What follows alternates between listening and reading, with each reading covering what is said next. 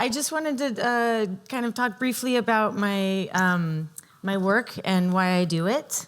And I've been thinking a lot. We recently trademarked a tagline for our products, which is easy is boring.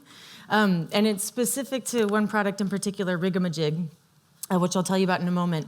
But I think that I wanted to show this briefly because I think that this exemplifies easy is boring. And I apologize. My videography is not the best, and I have no idea why I zoom away from her in a minute. But she was doing this for a good 20 minutes to move this sandbag, and really had no interest in moving it in any other way other than on top of the ladder that could then be walked across the playground. And this is an Anji playground, which I'll also be talking about in a minute. So my obligatory affiliation logo slide. Rigamajig is our largest product. I partner with a company called Kaboom, who is a nonprofit, and they're our sales partner, and it's no accident that I have a nonprofit sales partner. A lot of why I have my own company is so that I can control the access of my designs. Heroes Will Rise is named my company. I'm an associate professor of industrial design at RISD. I worked with Lego Education and periodically talked to them about how to design things that don't have rules and how to undo some of the instructions that tend to happen or are happening more often with Lego and Lego Education products in particular. But Rigamajig is the bulk of what I do with Heroes Will Rise, and it's a building toy. Bunch of parts and pieces, nuts and bolts, mostly wood. This one is Rigamajig Junior, which is a smaller version. The original Rigamajig was designed for the Highline as a pop-up playground with the intent of making something as close as possible to kind of a junkyard of sorts. I really was hoping to give the Highline a pile of kind of industrial detritus that kids could play with because as you know, on the Highline, you can't actually interact with the nature because there's thousands of people that would be touching the nature, and that doesn't go so well for the nature. So I was trying to shift the attention to the industrial elements that are up in the park.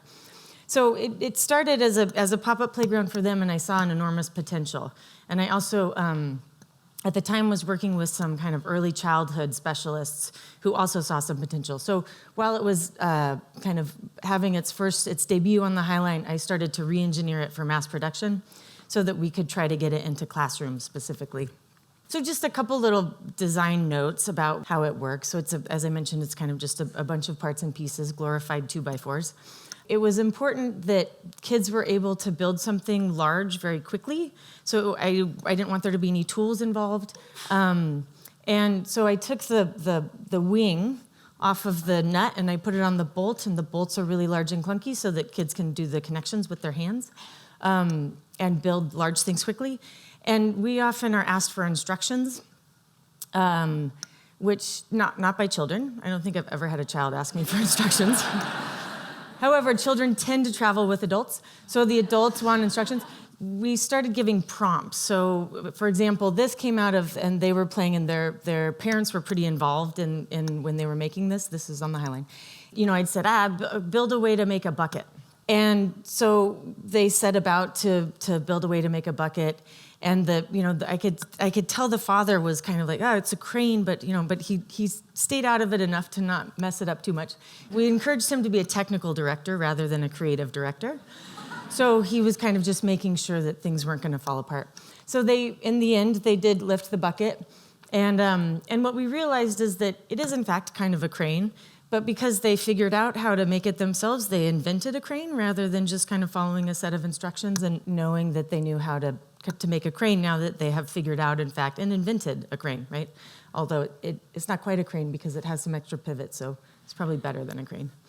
And then these two, they played together for quite some time, and this was one of the moments, and I loved this in particular because this is when I'm kind of able to see that what I want, some of my intentions in the designs are working. So they were playing together for a while. The parents were not involved at all, but they just were, and this is brother and sister, and they're building. And then in the end, I asked them, so can you tell me about what you've done? And she started describing that it was an elephant with wings and the fairy and something about how its feet worked and maybe it like dropped its shoe or something. And he was like, no, it's a water slide spaceship with a thing out the back, and this is the place where it's stored, and then it has to go into port, and then, the captain was over here. And it was incredible to me that they had played together and built this thing and collaborated and pretty elaborate discussions about what was going to go where and how to connect it and hold this while I'm doing that. And they had completely different ideas of what it was. So that was a moment that I was like, all right, it's working. Because overall, I feel like as I'm designing, and I think this is harder to do than not, I want to design such that they're designing, right? So as designers, we're not always great at practicing restraint, right? So we got to kind of reel it in every once in a while. And with Rigamajig in particular, the less I do, the more they can do, right? So these look like fairly straightforward forms. And it was tempting to add some wackadoodle things in there that are a little more expressive. But in fact, that kind of tells the child what it is, right? And you can see this a little bit with Rigamajig Jr. But so Rigamajig is now, we've sold almost 1,000 kits. Around probably 40% of those are granted to public schools through grants by Target, General Motors. CarMax has been doing a lot of grants so that they can go into public schools. And that was part of, back to kind of why I do, why I have a business and why I'm doing it the way that I do, is so that I can control access. So by working with Kaboom, we're able to get into schools who wouldn't usually be able to afford it. It's manufactured in the USA, and it's not cheap. I think it retails for $3,500. It's a giant, it's a large learning material.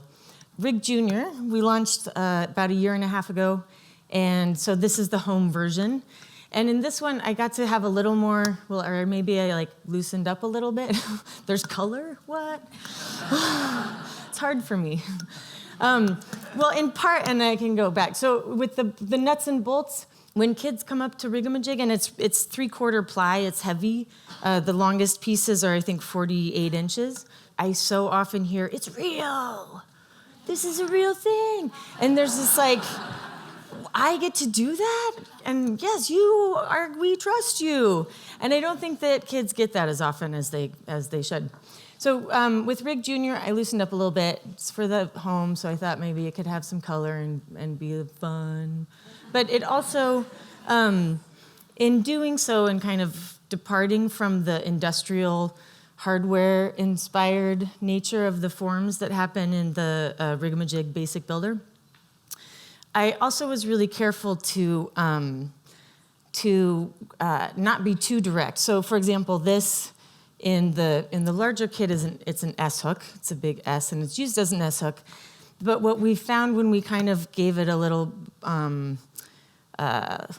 we abstracted the S hook, I guess you could say, is that it can be a tail, it can be a neck, and so we're seeing a lot of different types of imagined things. And we try to discourage people from asking kids, what is it? Because that implies it's supposed to be a thing, and most of the time it's not a specific thing. In fact, they'll kind of make up a thing for the sake of being able to answer that. However, the types of kind of creatures and things, and I have an example, it's been super interesting to see how different they are just because of the addition of these other kind of forms, and still lots of structures and whatnot. And so we've had a few projects where there have been animations and things being made, and libraries and things are using it in their maker spaces. So another place that I get to design for children to design is with a partner that I have in China, in the Anji region, or Anji County in China. And they reached out to me in probably 3.5 years ago and asked me to be involved. It's a longer story behind that. But so I've been going to China a couple times a year since, and observing this is a classroom. So in Anji Play, in an Anji Play school, this is what a classroom looks like. And all of the parts and pieces you see here get put away at the end of this particular, maybe this is 2 or 3 hours. Everything is brought out by children, everything is put away by children, everything is set up, etc. The teachers, here's one, are observers, and they're learning from the children. This is Ms. Chung, and she's the founder and inventor and the head of education for this region, but she has been the champion of this model that's completely play-based. And this is, I think, the same. She's bringing it over to the ladder so she can carry it on top of the ladder, maybe. But so this is kind of any typical day in any Anji Play playground. Really common materials, so the materials that the kids are using are things that they see out in the world. So it's that they know when they're driving around with their parents that they can take any of those things out of this adult world and use them in ways that maybe adults haven't quite figured out how to do yet, unfortunately. But they, this is. Let's see, here's an example. There are a lot of the kind of Rube Goldberg-y sorts of contraptions and machines. There are a lot of leaping off of tall things. And there's quite a bit more to tell about Anji Play. This guy I spent some time with, and he's at a school that I go to fairly often. And in that case, I really liked the warm-up.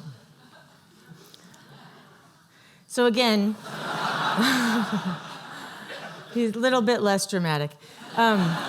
Through an interpreter, I asked him, because I noticed he was very, very specific about the pads that he was setting up. These are foam pads that they also schlep out, and it's pretty fun to watch them manipulate these giant pieces. And he was saying that he doesn't like to hog all the mats. And so depending on what the other kids are doing or who else has taken the foam mats out, he'll kind of gauge how many he can use, and then he gauges his jump based on how many mats he's been able to use, and he lays them out. You know, if he lays them out further, then he jumps further, et cetera. And so negotiating and navigating his own risk. When I talk to educators and people in the U.S. in particular about risk aversion and about our playgrounds, and having spent a fair amount of time designing and working in and trying to somehow work around all of our playground liability rules and things. And in my own work, getting to the point where I assumed that this was just not even possible. Like I was done trying to do something like this, and then going to China and seeing this was pretty astounding. But to see that, in fact, not only does it work, but how much they're getting out of managing their own risk was pretty exciting. And then similarly, and I'm showing this because this is actually something so starting with the barrels, and as we try to bring this to the rest of the world, yeah, I don't know if you caught that. They were like, hurry up, get out of the way. And the role of the teacher, she kind of scooted the ladder ever so slightly so that it didn't keep them from being able to, which I would say was not a safety decision on her part, but more of a, you guys should be able to keep rolling forward, so I'm going to move this ever so slightly. But let me see if I can play that again. So my role has been to somehow standardize and productify the materials that she's been using. So this was my attempt to take some of the play value and some of what the kids were getting out of the oil drums, which, so we probably can't sell an oil drum and call it a learning material. And these are literally just repurposed oil drums. I have they're welded shut, thankfully, so I don't know what was ever in there. But so in trying to maintain things like it needs to be heavy, and it needs to. In this case, it's open. So oops. So now, oops, they're able to get on the inside, right? So I felt like as a designer, I got to add one thing. But mostly they just needed to be really heavy. And this is kind of back to the easiest boring part. In Anji Play, I have found that what's intuitive as a designer can be totally counterintuitive to what a kid is going to get out of the thing you're designing. And so, there were a number of different ways we could make these really light and quite a bit more simple and less expensive to manufacture. But it's important that they have heavy, bulky, odd things that they have to figure out how to get around. And I believe that was the extent of what I was going to talk about.